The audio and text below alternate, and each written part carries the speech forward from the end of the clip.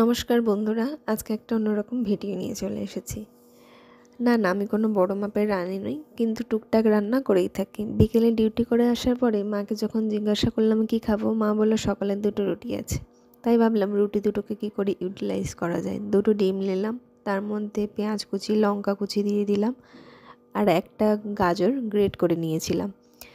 ওই ডিমে পরিমাণ মতো নুন দিয়ে ডিমটাকে ভালো করে ফেটিয়ে নিলাম।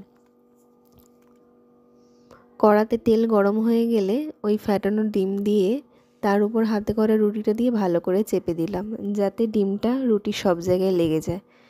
তারপরে ডিমটা যখন উল্টে দিলাম, তারপরে গাজর দিয়ে গাজরটা দেখলাম হালকা করে ছড়িয়ে গেছে। তাই ভাবলাম পরেরটা যখন করব, গাজরটা ওর মধ্যে দিয়ে ভালো করে ফেটিয়ে নিয়ে একসাথে দিয়ে দেবো তেলের উপরে। তাহলে কি হবে, গাজরটা আর ছড়িয়ে যাবে না। দেখো, এটা প্রথমটা করলাম, এটাও দেখতে ভালো লাগছে।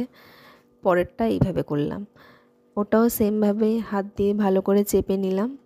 তারপরে বোথ সাইড ভালো করে তারপরে ওটাকে তুলে নিলাম। তোমরা জানিও প্রথমটা তোমাদের ভালো লেগেছে না সেকেন্ডে ভালো লেগেছে।